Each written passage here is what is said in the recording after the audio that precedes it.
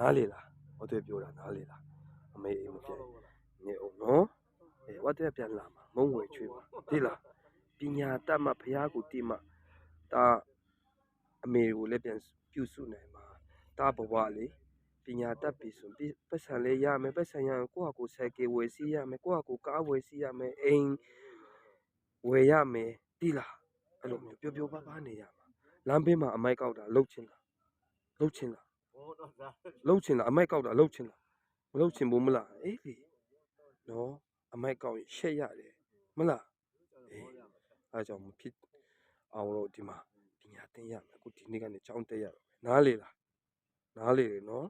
အိမ်ပြန်ရင်ဒါထမင်းလည်းမစားရတော့ထမင်းလည်းမစားရတော့ဘူး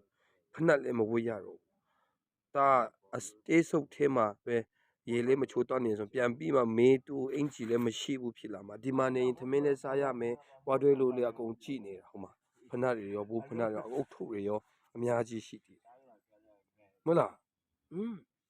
ပြောအောင်နော်အဲ့ဒါဒီမှာအဲ့ဒါအိမ်ဟိုမှာလေတော်လာအမြင်တွေ့နေတာနားလေလားအေးဒါအမေလေးရှိသေးတယ်နော်ဒါကိုအမေကလေရေချောင်းမှာမျောပါတည်သွားပြီလို့ထင်နေတာဒီလား10 ရက်လောက်မှဆရာကိုတွေ့တော့တားပင်မလေးတဲ့ဒါအောင်ဘဝတိလိုက်ပါသွားပြီလို့လိုက်ပါသွားတာနဲ့ဝတ်သွဲဆရာကတားကိုဒီဘိုးဖနှက်တွေဘောင်းပြီးဝယ်ပြီးမှလိုက်သွားပြီးမှဝတ်သွဲဒီမှာတားပြောရင်ဒီမှာနေခိုင်းတာလေ